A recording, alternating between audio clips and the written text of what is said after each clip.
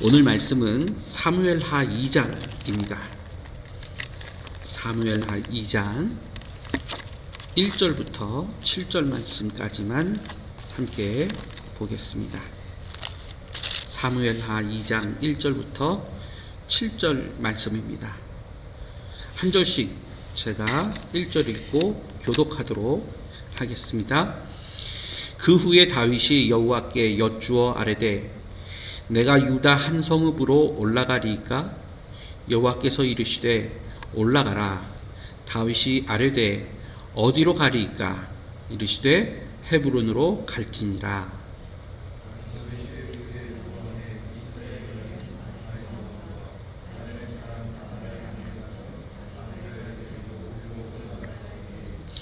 또 자기와 함께한 추종자들과 그들의 가족들을 다윗이 다 데리고 올라가서 헤브론 각 성읍에 살게 하니라.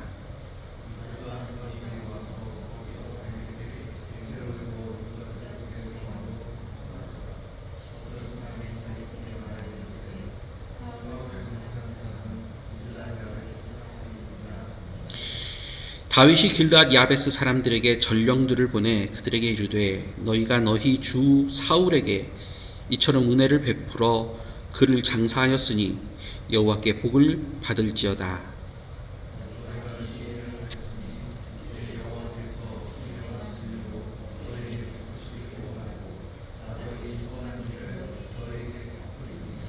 같이 읽겠습니다.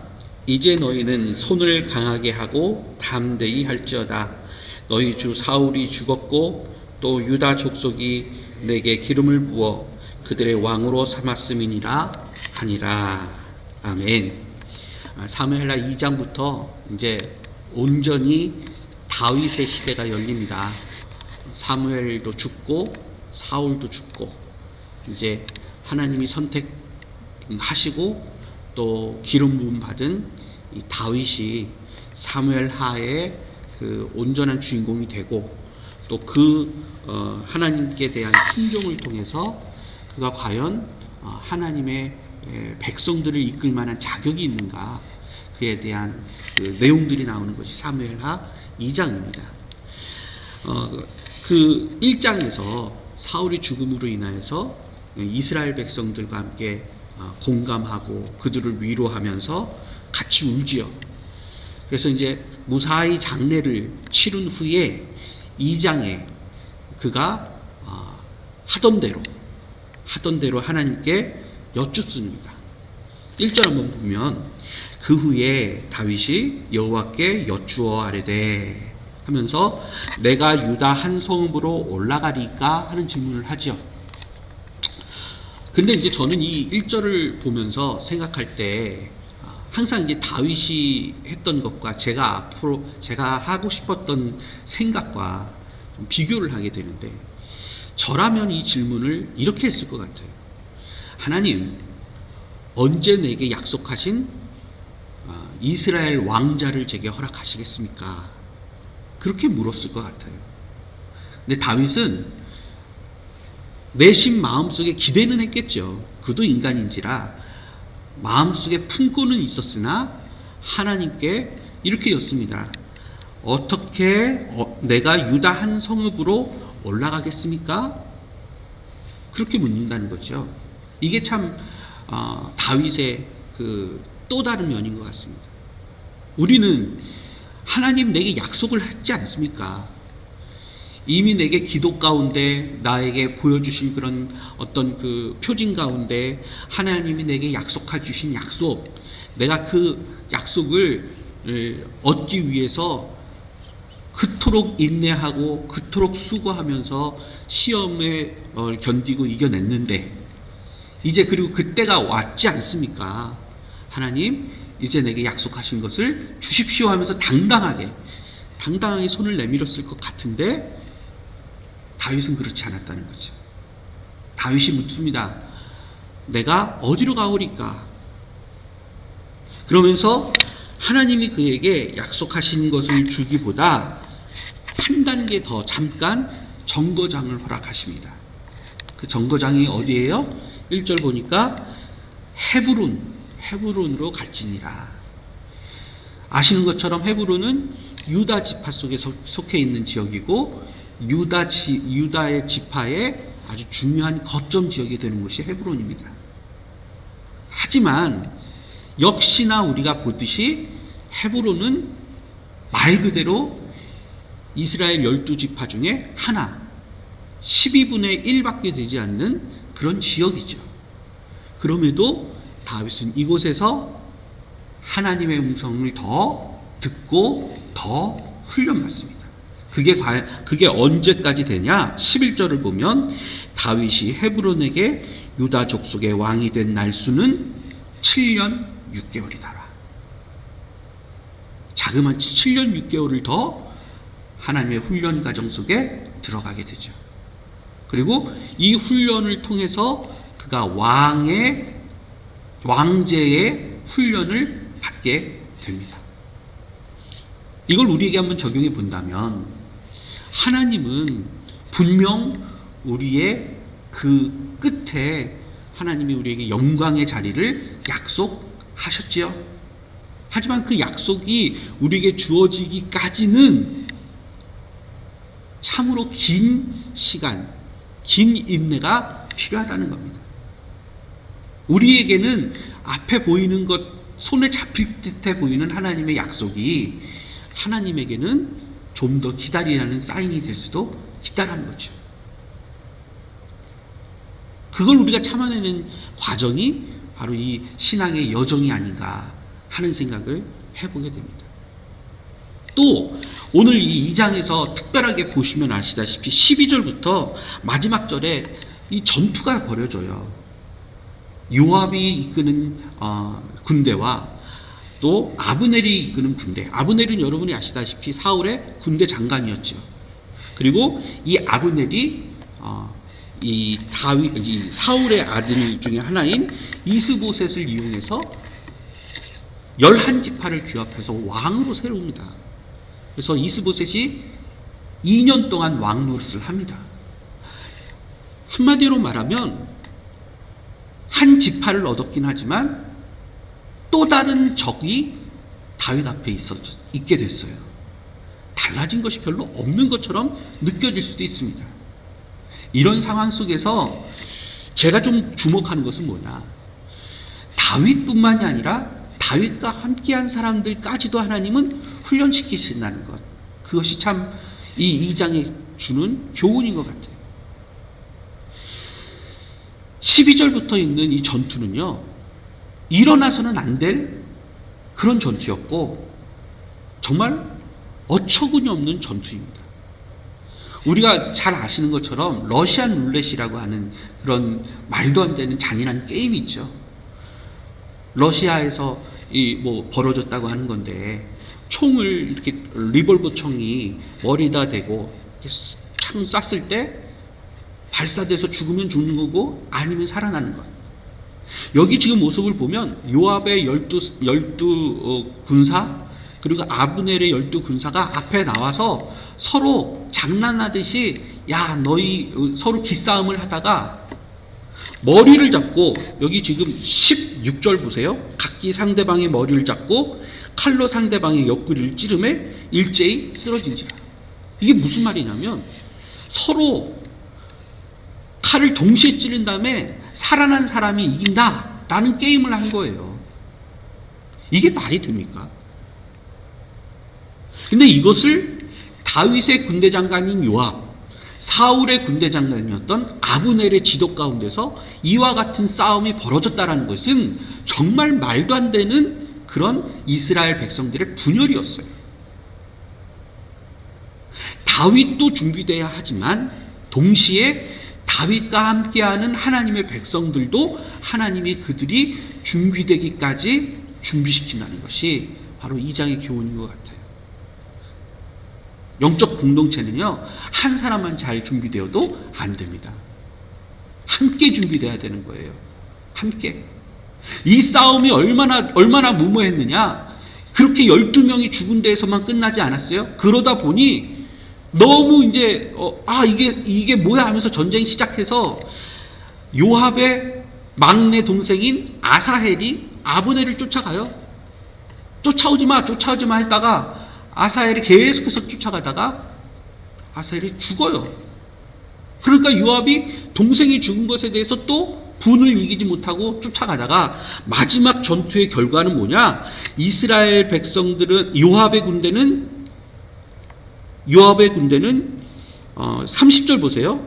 다윗의 신복 중에 19명과 아사엘이 없어졌으나 또 다윗의 신복들이 베냐민과 아브넬에게 속한 자들을 쳐서 360명을 죽였다.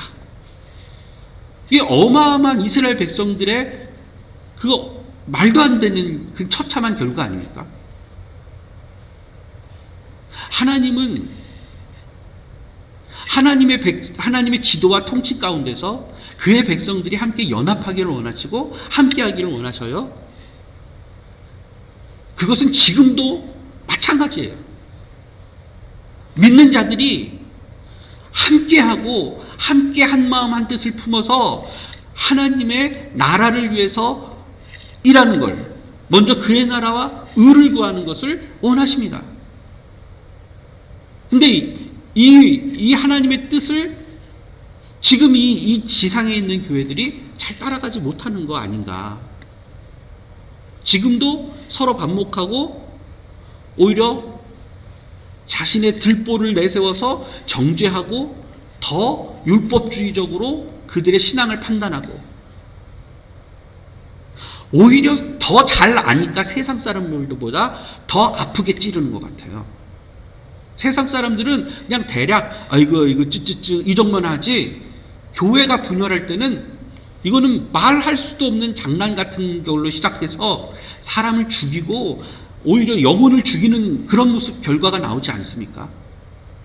이런 모습들이 과연 하나님이 원하시는 일이냐는 거죠. 그리고 이런 교회들에게 하나님이 과연 큰 일을 맡기겠냐는 거죠. 이것이 우리에게 주는 교훈을 반드시 우리는 기억해야 된다는 거죠.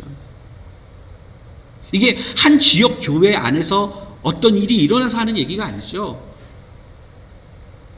예수를 구주로 영접했다고 하는 하나님의 백성, 성도들끼리 서로 연합하지도 못할 만정 서로 분열하고 그 뒤에 사단의 조종하는 모습이 있다는 것을 인식하지 못한 채 결국 비참한 동족상잔이 일어나는 모습이 있다는 겁니다. 저는 요즘 제가 말씀을 읽으면서 제가 주의 깊게 보는 것이 영적 전쟁입니다. 보이지 않는 전쟁. 그러나 우리 성도들은 항상 영적 전쟁 가운데서 살고 있어요. 그렇다면 그 전쟁 가운데서 우리가 싸워야 할 대상을 분명히 하는 것이 첫 번째입니다. 우리가 싸워야 할 대상은 사단이지 사랑해야 할 성도들이 아니라는 것을 우리는 잊어서는 안 되는데, 목사가 마음에 안 든다고 성도를 참소하는 설교를 강대상에서 서슴없이 하고, 성도들은 목사의 흐름 잡기 위해서 어떻게든 노력하고, 그러다 보니 교회가 한마음 한뜻으로 복음 전하는 사역을 등한시하게 되고, 교회의 법에서 모든 일을 해결하지 못한 채 세상법까지, 얼마나 추악하고 장난도 아닌 장난입니까? 이 마치 요압 군대와 아브넬과의 전투가 시작되는 모습 같은 것이 지금 이 시간에도 어딘 곳에 일어날 수 있다는 거예요.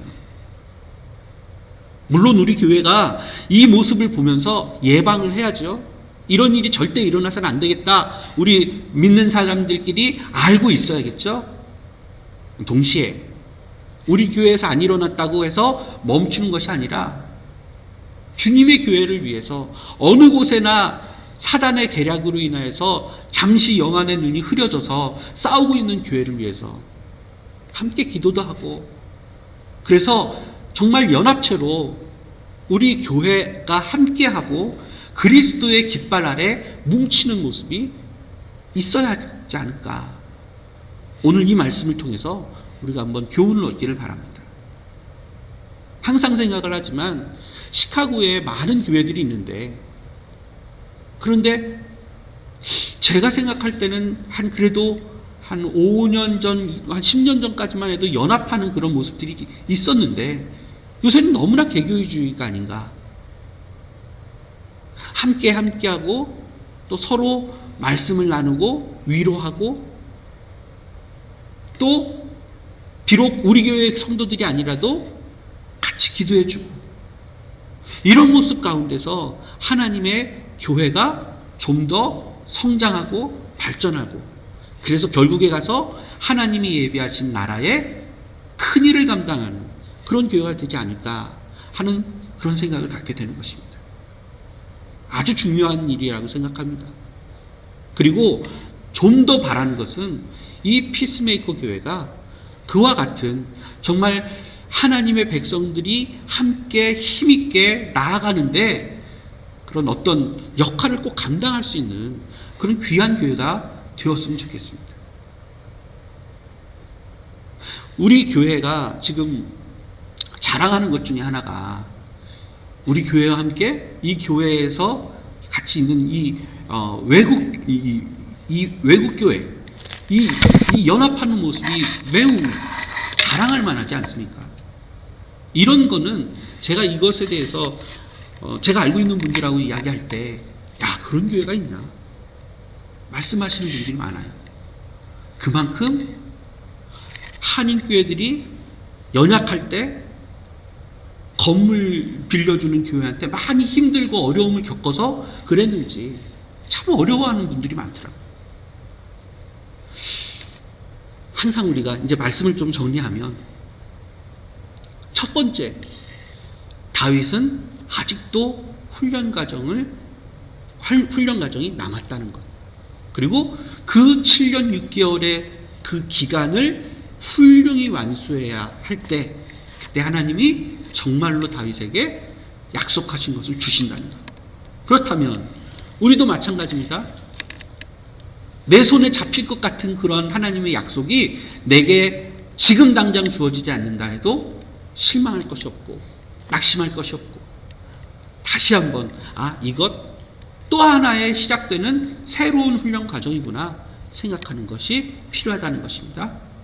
또 하나는 나뿐만이 아니라 나와 함께하는 영적 공동체들이 준비될 수 있는 기간에 우리가 항상 사단의 계율을 사단의 뒤에서 있는 관계를 항상 영적 민감함을 가지고 이겨내고 발견하고 그것을 대처할 수 있는 그런 힘 있는 그런 교회가 되어야 하겠다 하는 말씀을 오늘 나눕니다.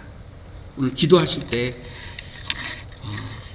정말 이 하나님 나라가 어떻게 성립되는가, 그리고 이 하나님 나라가 지금 현재 교회일 텐데 이 교회가 앞으로 어떤 힘을 가지고 어떤 원동력으로 세상을 향하여서 복음 전할 것인가, 이런 준비 과정 우리 교회에게도 필요하겠구나, 또 더 나아가서 이런 부분을 하나님이 원하시는구나 하는 생각을 하시면서 오늘 또 다른 교회들을 위해서 하나님의 나라를 위해서 기도하시는 저와 여러분이 되기를 간절히 바랍니다.